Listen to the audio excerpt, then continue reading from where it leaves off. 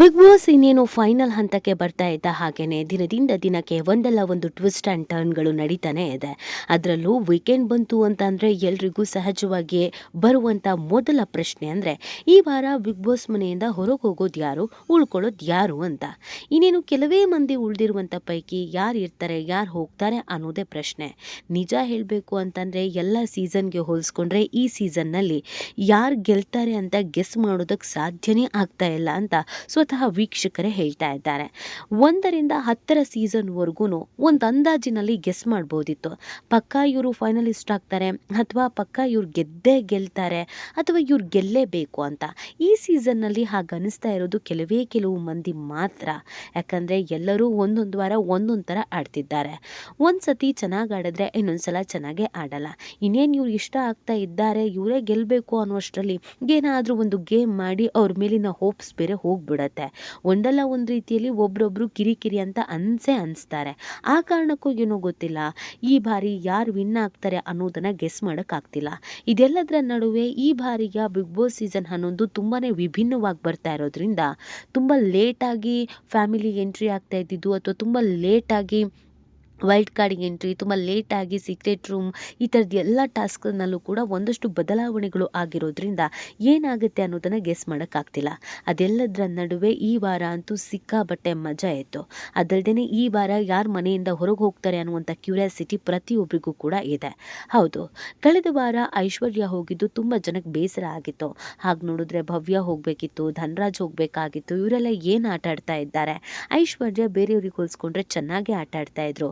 ಅದು ಯಾವ ಕಾರಣಕ್ಕೆ ಶಿಶಿರ್ನ, ಐಶ್ವರ್ಯನ ಇವ್ರನ್ನೆಲ್ಲ ಯಾಕೆ ಹೊರಗಡೆ ಕಳಿಸಿದ್ರು ಅನ್ನೋದು ಇಲ್ಲಿವರೆಗೂ ಕ್ಲಾರಿಟಿ ಗೊತ್ತೇ ಇಲ್ಲ ಅಂತ ಹೇಳ್ತಾ ಇದ್ದಾರೆ. ಆ ಪೈಕಿ ತುಂಬ ವಿರೋಧ ವ್ಯಕ್ತವಾಗ್ತಾ ಇರೋದು ಭವ್ಯ ಮೇಲೆ. ಫಸ್ಟು ಭವ್ಯನ ಹೊರಗಡೆ ಕಳಿಸಿ ಆಟನೂ ಆಡ್ತಾ ಇಲ್ಲ, ಆಕೆ ತುಂಬ ಸಿಡುಕಿ, ಈ ಥರದ್ದೆಲ್ಲ ಹೇಳ್ತಾ ಇದ್ರು ಆಕೆ ಆಟ ಆಡ್ತಾ ಇದ್ದಾರೆ ಅಥವಾ ತ್ರಿವಿಕ್ರಮ್ಗೋಸ್ಕರನಾದರೂ ಕೊನೆಯವರೆಗೂ ಇಟ್ಕೊಳ್ಳಿ ಅಂತ ಹೇಳ್ತಾ ಇದ್ದಾರೆ. ಸೊ ಇವತ್ತು ಕಿಚ್ಚ ಸುದೀಪ್ ಬರೋದ್ರಿಂದ ಯಾರನ್ನ ಹೊರಗಡೆ ಕಳಿಸ್ತಾರೆ ಅನ್ನೋದು ಪ್ರಶ್ನೆ.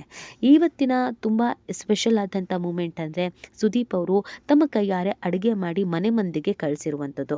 ಸುದೀಪ್ ಅವರು ಎಲ್ರಿಗೂ ಉಣಬಡಿಸ್ತಾ ಇದ್ದಾರೆ ಅಂತಂದರೆ ಪಕ್ಕ ಮುಂದೆ ಏನೋ ಹಬ್ಬ ಇದೆ ಅಂತಲೇ ಅರ್ಥ ಅಂತ ಜನ ಲೆಕ್ಕಾಚಾರ ಹಾಕ್ತಾ ಇದ್ದಾರೆ.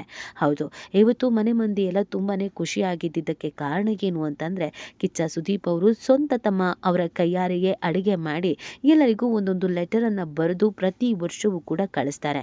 ಅದನ್ನು ನೋಡಿದವರು ಎಮೋಷನಲ್ ಆಗ್ತಾರೆ ಅಥವಾ ತಿರ್ಗಾ ಸುದೀಪ್ ಅವ್ರಿಗೆ ಏನಾದರೂ ಒಂದು ಪತ್ರವನ್ನು ಕೊಟ್ಟೇ ಕೊಡ್ತಾರೆ. ಸೊ ಈ ಬಾರಿಯೂ ಕೂಡ ಆ ಎಪಿಸೋಡ್ ಆಗ್ತಾ ಇದೆ. ಇದರ ನಡುವೆ ಈ ವಾರ ಎಲ್ಲವೂ ಎಮೋಷನಲ್ ಮೂಮೆಂಟ್ ಆಗಿತ್ತು. ತ್ರಿವಿಕ್ರಮ್ ಅವರ ತಾಯಿ, ಭವ್ಯ ಅವರ ತಾಯಿ, ಗೌತಮಿ ಅವರ ಗಂಡ, ಹಾಗೆಯೇ ಬೇರೆ ಬೇರೆ ಎಲ್ಲರ ಪೇರೆಂಟ್ಸ್ ಬಂದಿದ್ದು, ಮೋಕ್ಷಿತಾ ಅವರ ಪೇರೆಂಟ್ಸ್ ಬಂದಿದ್ದು, ಮಂಜು, ಹನುಮಂತು, ಧನರಾಜು, ರಜತ್ತು ಇವರೆಲ್ಲರ ಫ್ಯಾಮಿಲಿ ಬಂದಿದ್ದರಿಂದ ಒಂದಷ್ಟು ಎಮೋಷ್ನಲ್ ಮೂಮೆಂಟ್ ಇತ್ತು.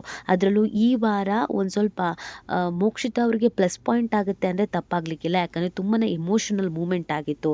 ಮೋಕ್ಷಿತಾ ಸ್ವಲ್ಪ ಕಿರಿಕಿರಿ, ಶಾರ್ಟ್ ಟೆಂಪರ್ ಅಂತೆಲ್ಲ ಅನಿಸಿದ್ರು ಕೂಡ ಅವರ ತಾಯಿ ಮತ್ತು ಅವರ ತಮ್ಮ, ಅವರ ತಂದೆ ಬಂದಾಗ ಆದಂಥ ಎಮೋಷನಲ್ ಮೂಮೆಂಟ್ ಪ್ರತಿಯೊಬ್ಬರ ಕಣ್ಣಲ್ಲೂ ಕಣ್ಣೀರನ್ನು ತರಿಸಿದ್ದಂತೂ ನಿಜ. ಸೊ ಆ ಒಂದು ಅನುಕಂಪದ ಅಲೆ ಮೋಕ್ಷಿತಾಗೆ ಖಂಡಿತ ಇದ್ದೇ ಇರುತ್ತೆ ಅನ್ನೋದನ್ನು ಕೂಡ ಹೇಳಲಾಗ್ತಾ ಇದೆ. ಇದೆಲ್ಲದರ ನಡುವೆ ಈ ವಾರ ಎಲಿಮಿನೇಷನ್ ಮಾಡೋದು ಡೌಟು. ಹೌದು, ಯಾಕಂದರೆ ಕಳೆದ ವಾರ ಐಶ್ವರ್ಯರನ್ನು ಕಳಿಸಲಾಗಿದೆ. ಈ ವಾರ ಫ್ಯಾಮಿಲಿ ರೌಂಡ್ ಆಗಿದ್ದರಿಂದ ಎಲ್ಲರ ಮನೆಯಿಂದ ಬಂದಿದ್ದರಿಂದ ಅಷ್ಟರ ಮಟ್ಟಿಗೆ ಏನು ಗೇಮ್ ಮಾಡಿಲ್ಲ. ಎಲ್ಲವೂ ಭಾವನಾತ್ಮಕ ಕ್ಷಣವಾಗಿತ್ತು. ಹಾಗಾಗಿ ವೋಟಿಂಗ್ ಲೈನ್ಸ್ ಕೂಡ ತೆರೆದಿರಲಿಲ್ಲ. ಈ ವಾರ ಬಿಗ್ ಬಾಸ್ ಮನೆಯಿಂದ ಯಾರೂ ಹೊರಗೆ ಹೋಗೋದಿಲ್ಲ.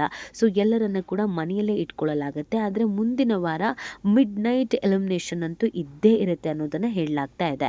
ಮಿಡ್ ನೈಟ್ನಲ್ಲಿ ಯಾರು ಒಬ್ಬರನ್ನ ಹಾಗೆ ಎಬ್ಬಿಸಿ ಮನೆಯಿಂದ ಹೊರಗಡೆ ಕಳಿಸ್ತಾರೆ. ಮಿಡ್ ನೈಟ್ ಶಾಕಿಂಗ್ ಅಂತೂ ಇದ್ದೇ ಇರುತ್ತೆ. ಒಬ್ಬರು ಹೋಗ್ತಾರಾ, ಇಬ್ಬರು ಹೋಗ್ತಾರಾ ಅನ್ನೋದು ಪ್ರಶ್ನೆ. ಡಬಲ್ ಎಲಿಮಿನೇಷನನ್ನು ಮಾಡಬೇಕು ಅನ್ನುವಂಥದ್ದು ತುಂಬ ದಿನಗಳಿಂದ ಇರುವಂಥ ವಿಚಾರ. ಸೊ ಹಾಗಾಗಿ ಡಬಲ್ ಎಲಿಮಿನೇಷನನ್ನು ಮಾಡಿದ್ರೆ ಯಾರಿಬ್ಬರು ಹೋಗ್ತಾರೆ, ಧನರಾಜ್ ಮತ್ತು ಭವ್ಯ ತಂಗಿ ಮತ್ತು ತಮ್ಮ ಇಬ್ಬರೂ ಕೂಡ ಮನೆಯಿಂದ ಹೊರಗಡೆ ಹೋಗೋದು ಖಂಡಿತ ಅನ್ನೋದನ್ನು ಗೆಸ್ ಮಾಡಲಾಗ್ತಾ ಇದೆ. ಇನ್ನೊಂದು ಕಡೆಯಲ್ಲಿ ಚೈತ್ರ ಕುಂದಾಪುರ ಮತ್ತು ಧನರಾಜ್ ಇಬ್ಬರು ಮನೆಯಿಂದ ಹೊರಗೆ ಹೋಗಬಹುದೇನೋ ಅನ್ನುವಂಥ ಗೆಸ್ಸನ್ನು ಕೂಡ ಮಾಡಲಾಗ್ತಾ ಇದೆ.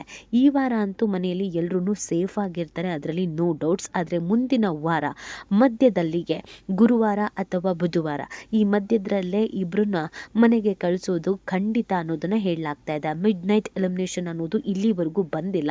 ಸೊ ಆ ಮಿಡ್ ನೈಟ್ ಎಲಿಮಿನೇಷನನ್ನು ಮಾಡಲಾಗತ್ತೆ ಅಂತ ಹೇಳಲಾಗ್ತಾ ಇದೆ.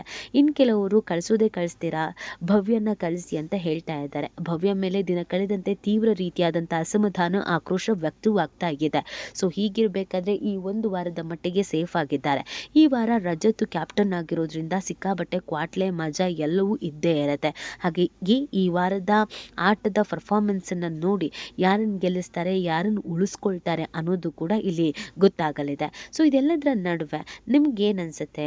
ಯಾರು ಹೋಗಬೇಕು, ಯಾರು ಇರಬೇಕು ಈ ವಾರ, ಅಥವಾ ಈ ಸೀಸನ್ನನ್ನು ಯಾರು ಗೆಲ್ತಾರೆ, ಯಾರು ಗೆಲ್ಲಬೇಕು? ಪ್ರತಿ ವರ್ಷದಂತೆ ಈ ವರ್ಷವೂ ಕೂಡ ಅನ್ಯಾಯ ಆಗತ್ತಾ? ಜೆನ್ಯೂನ್ ಆಗಿ ಆಟ ಆಡ್ತಾ ಇರೋದು ಯಾರು, ಹೆವಿ ಡೌ ಮಾಡ್ತಾ ಇರೋದು ಯಾರು, ಸಿಕ್ಕಾಬಟ್ಟೆ ಆ್ಯಟಿಟ್ಯೂಡ್ ಇರೋದು ಯಾರು, ಮತ್ತು ನಿಮ್ಮ ಓಟ್ ಯಾರಿಗೆ? ಇದೆಲ್ಲವನ್ನು ಕೂಡ ತಿಳಿಸ್ತಾ ಹೋಗಿ. ಮಿಡ್ ನೈಟ್ ಎಲಿಮಿನೇಷನ್ ಅಂತ ಬರೋದಾದರೆ ಯಾರನ್ನ ಎಲಿಮಿನೇಟ್ ಮಾಡಬೇಕು ಅನ್ನೋದ್ರ ಬಗ್ಗೆ ನಿಮ್ಮ ಅನಿಸಿಕೆ ಏನಿದೆ ಅನ್ನೋದನ್ನು ನೀವು ಕಮೆಂಟ್ ಮಾಡಿ ತಿಳಿಸಬಹುದು.